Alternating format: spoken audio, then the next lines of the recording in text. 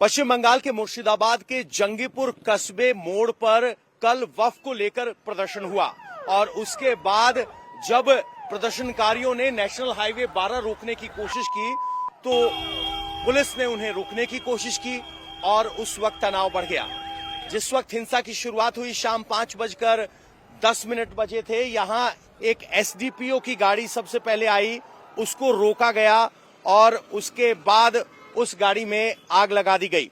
अगर आप देखेंगे तो ये गाड़ी एसडीपीओ की थी, महिंद्रा स्कॉर्पियो, उसके डैशबोर्ड से निकले हुए कागज यहां स्पष्ट दिखाई दे रहे हैं।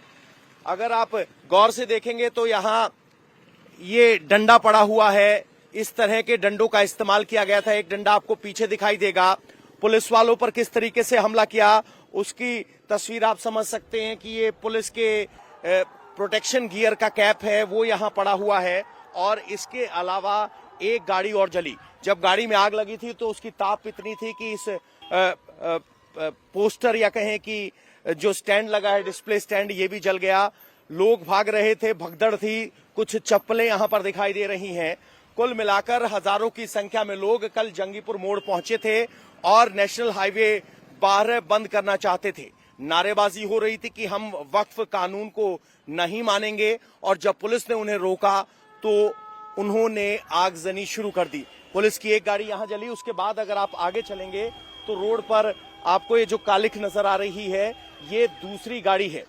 आपको एक जानकारी और दे दूं, जहां ये गाड़ी जली उसके ठीक सामने आपको वो होटल दिखाई दे रहा है, ये घर कह सकते हैं हम, और उस पर एक सीसीटीवी कैमरा लगा हुआ है और सब इस सीसीटीवी कैमरे में रिकॉर्ड हुआ। लेकिन फिलहाल मालिक पुलिस की परमिशन के बिना इस सीसीटीवी फुटेज को देने के लिए राजी नहीं है।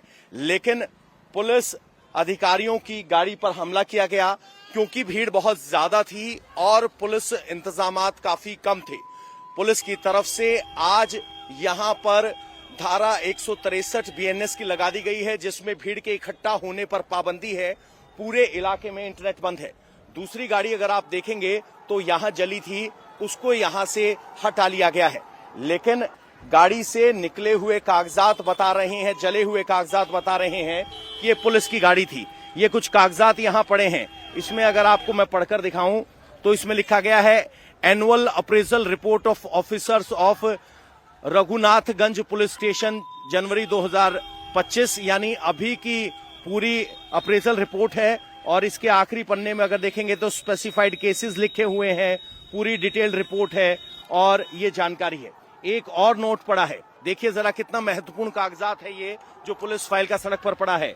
पेंडिंग एक्सप्लोजिव केसेस लिखा गया है कि कौन कौन से पेंडिंग एक्सप्लोजिव केसेस है। 2022 के कुछ केस दिखाई दे रहे हैं रघुनाथगंज पुलिस स्टेशन के, जिस्ट ऑफ एक्शन टेकन, और पेंडिंग ऑर्डर किसका है वो